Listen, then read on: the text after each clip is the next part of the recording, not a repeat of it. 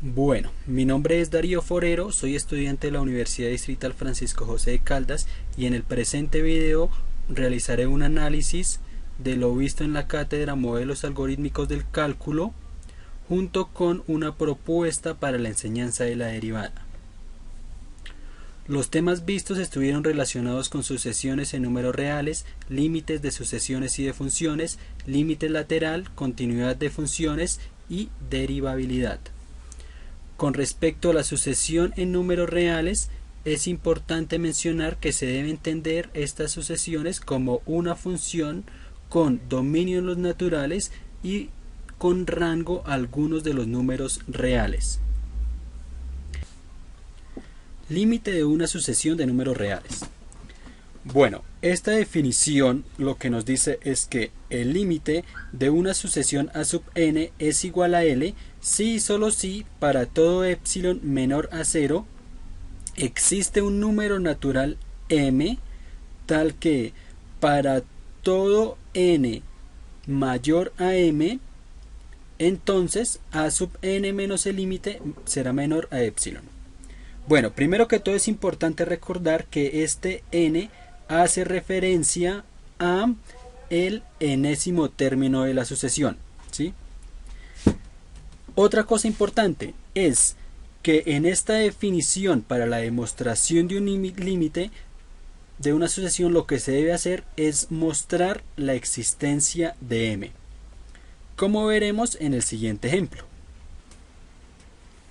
Entonces, propongo una sucesión a sub n igual a 1 sobre n, donde el límite cuando n tiende a infinito de esa sucesión será igual a 0.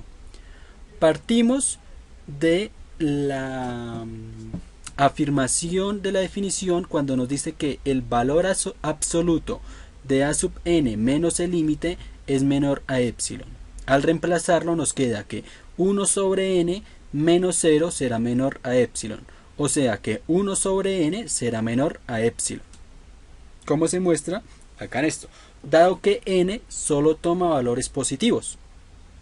Ahora bien, como tenemos 1 sobre n menor a epsilon, podemos reemplazarlo por el m al que queremos construir, y de esta manera llegamos a que m será mayor a 1 sobre epsilon.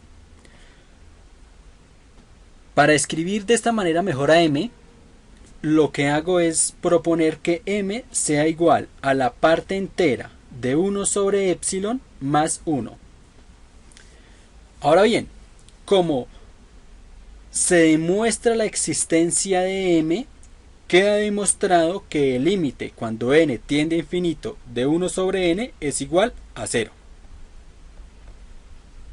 Ahora hablaré de las propiedades de las sucesiones y sus límites. La primera propiedad dice: la suma de dos sucesiones convergentes es convergente y su límite es la suma de los límites. Como podemos ver, esta propiedad está relacionada con la suma y lo que nos dice es que el límite de una sucesión a sub n es igual a L sub 1 y que el límite de otra sucesión b sub n es igual a L sub 2. Teniendo en cuenta esta información, obtenemos que el límite de a sub n más b sub n será igual al límite de la primera sucesión más el límite de la segunda sucesión. A continuación mostraré un ejemplo. Entonces, propongo dos sucesiones. La primera sucesión es 2n más 1 sobre n y la segunda sucesión es 1 sobre n. El límite de la primera sucesión, como se muestra en la pantalla, es 2 y el límite de la segunda sucesión es 0. A partir de esta información relacionaré para mostrar que se cumple la propiedad. Entonces, tenemos los dos límites y decimos que el límite de a sub n más el límite de b sub n será igual al límite de a sub n más b sub n. Luego reemplazamos, realizamos suma de fracciones homogéneas, luego dividimos y obtenemos límite de 2 más 2 sobre n será igual, y este límite lo dividimos en dos partes y nos queda límite de 2 más límite de 2n, y esto será igual a 2 más 0. Y como se puede observar, se cumple que el límite de dos sucesiones a sub n y b sub n será igual al límite de la primera, que para nuestro caso fue 2, más el límite de la segunda, que para nuestro caso fue 0. La segunda propiedad dice que la diferencia de dos sucesiones convergentes es convergente y su límite es la diferencia de dos límites. Entonces tenemos límite de a sub n es igual al límite 1 y límite de b sub n es igual al límite 2. El límite de a sub n menos b sub n será igual al límite de la primera sucesión menos el límite de la segunda sucesión. Básicamente es lo mismo que con lo de la suma, solo que ahora aplicado con la diferencia. La tercera propiedad está relacionada con el producto de dos sucesiones y nos dice que estas dos sucesiones serán convergentes y su límite será el producto de los dos límites. Entonces tenemos, como nos dice, dos sucesiones convergentes, es decir que tienen límite, y que el límite de la primera va a ser L sub 1 y el límite de la segunda será L sub 2. Entonces el límite de a sub n por b sub n será igual al límite de la primera sucesión por el límite de la segunda sucesión. Estas tres primeras propiedades lo que nos dicen es la suma, la resta y la multiplicación, cómo intervienen en sucesiones convergentes y en su relación con sus respectivos límites. La cuarta propiedad dice: si una sucesión a sub n tiene límite L distinto de 0 y tiene todos sus términos también distintos de 0, entonces la sucesión 1 sobre a sub n es convergente y su límite es 1 sobre L. Acá en esto deben pasar dos cosas que ya se mencionaron. La primera es que el límite de a sub n debe ser diferente de 0. Y la segunda es que a sub n, o sea cualquier término de la sucesión, debe ser diferente de 0. Y lo que se cumple es que el límite de 1 sobre a sub n será igual a 1 sobre L. Y la quinta propiedad de sucesiones y sus límites propone la relación que se puede dar al dividir dos sucesiones y cómo intervienen sus límites. Entonces, para esta propiedad nos dicen que se deben tener tres requisitos. Primero, la primera sucesión debe ser convergente y debe tener un límite L sub 1. La segunda sucesión también debe ser convergente y debe tener un límite L sub 2, pero este límite debe ser diferente de 0. Además de esto, todos los términos de la sucesión b sub n deben ser diferentes de 0. Y lo que ocurre es que el límite de a sub n sobre b sub n es igual a L sub 1, el límite de la primera sucesión, sobre el límite de la segunda sucesión. Definición del límite de una función en un punto. Este fue otro aspecto importante dentro del curso de modelos algorítmicos del cálculo. Y hay que rescatar tres aspectos importantes dentro de esta definición. La primera es que epsilon es un valor real positivo que toma valores muy cercanos a 0. La segunda es la importancia de la existencia de delta y su relación con epsilon. Y la tercera es que a partir de la existencia de epsilon y de delta se deben cumplir estas dos afirmaciones, y es que 0 es menor al valor absoluto de x menos x sub 0 menos a delta, y que esto entonces generará que f de x menos el límite sea en valor absoluto sea menor a epsilon. La importancia aquí para demostrar funciones a partir de la definición es, a partir de estas dos implicaciones, mostrar quién es delta. ¿Cómo se mostrará? En el siguiente ejemplo. Entonces, para este ejemplo propongo la función 2x al cuadrado menos x menos 1 sobre x menos 1. Y digo que el límite cuando x tiende a 1 de esta función sea igual a 3. Tomamos en cuenta las dos afirmaciones de la definición. La primera, que valor absoluto de x menos a será menor a delta, y la segunda, que valor absoluto de f de x menos el límite será menor a epsilon. Y la idea es mostrar la existencia de delta. Entonces, partimos de esta afirmación y reemplazamos y nos queda valor absoluto de 2x al cuadrado menos x menos 1 sobre x menos 1 menos 3 será menor a epsilon. Realizamos un trabajo algebraico teniendo en cuenta esta expresión y que la expresión 2x al cuadrado menos x menos 1 se puede factorizar, quedándonos de esta manera 2x más 1 por x menos 1 sobre x menos 1 menos 3, y este valor absoluto será menor a epsilon. Realizamos una restricción del dominio en la función que estamos trabajando. Esta restricción es específicamente para poder cancelar x menos 1 con x menos 1, obteniendo de esta manera esta expresión que a su vez representa lo mismo que esta otra y que representa lo mismo que esta última expresión que nos dice que el valor absoluto de x menos 1 será menor a epsilon medios, y esto lo utilizaremos a continuación cuando relacionemos lo primero que hemos obtenido, que es que x menos 1 es menor a epsilon medios con x diferente de 1, y que x menos 1 valor absoluto es menor a delta. Esto nos implica algo, y es que delta es igual a epsilon. Por lo tanto, hemos encontrado el delta en relación a epsilon, y no importa cuál epsilon propongamos, siempre va a existir delta. De esta manera se demuestra que el límite que hemos propuesto anteriormente es correcto. Otro aspecto importante es el de los límites laterales.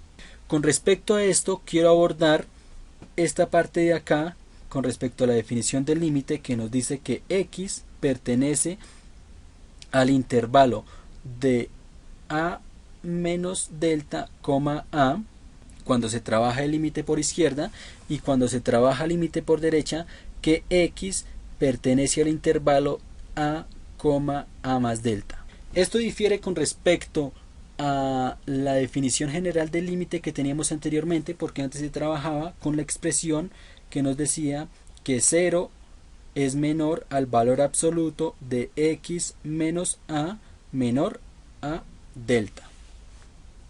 Y lo que quiero mostrar de esto es la breve relación que existe entre esta escritura para representar los límites laterales y la escritura que se utilizaba para representar la definición general del límite. Entonces, tenemos los dos aspectos que queremos analizar, que son que x pertenece al intervalo abierto de a menos delta, a, y el otro intervalo en el que x pertenece al intervalo abierto a, a más delta. De esto, al analizarlo, obtenemos estas dos desigualdades. La primera es que 0 es menor a x menos a menor a delta, y la segunda es que 0 es menor a menos x menor a delta. Como se puede observar, al tener estas representaciones de esta manera, se puede evidenciar el estrecho relación que existe entre este valor absoluto y cada una de estas dos expresiones. Básicamente, lo que se hace cuando se trabaja con límites laterales es que este valor absoluto se divide básicamente en dos partes. Cuando se trabaja por izquierda, que nos quedaría la expresión a menos x, y cuando se trabaja por derecha, que nos quedaría la expresión x menos a. Otro aspecto importante estuvo relacionado con la continuidad de funciones. De acá es importante mencionar que para que una función sea continua debe cumplir tres condiciones. La primera es que debe existir el límite cuando x tiende a x sub 0. La segunda es que debe estar definida la función en x sub 0, es decir, que debe existir f de x sub 0. Y la tercera es que tanto el valor del límite como el valor de la función en ese punto de la imagen deben coincidir, es decir, que el límite cuando x tiende a x sub 0 de f de x debe ser igual a f de x sub 0. De lo anterior se realiza un análisis en torno a la derivabilidad de las funciones, y en especial de la función f de x igual a valor absoluto de x.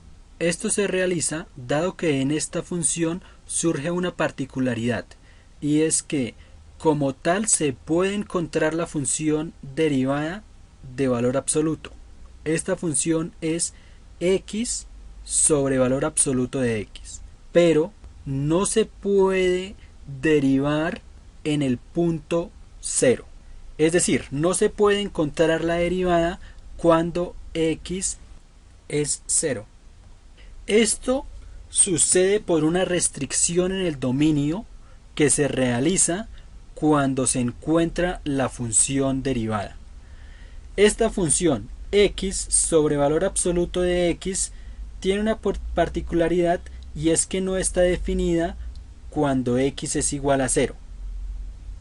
Y por esto no se puede realizar la derivada de valor absoluto de x en el punto 0. Además, otra de las propiedades que debe cumplir para que se pueda derivar en ese punto es, primero, que sea continua, y segundo, que las derivadas laterales coincidan. Es decir, que la derivada por derecha y la derivada por izquierda sean las mismas. A continuación se muestra que la derivada por derecha es 1 y la derivada por izquierda es menos 1.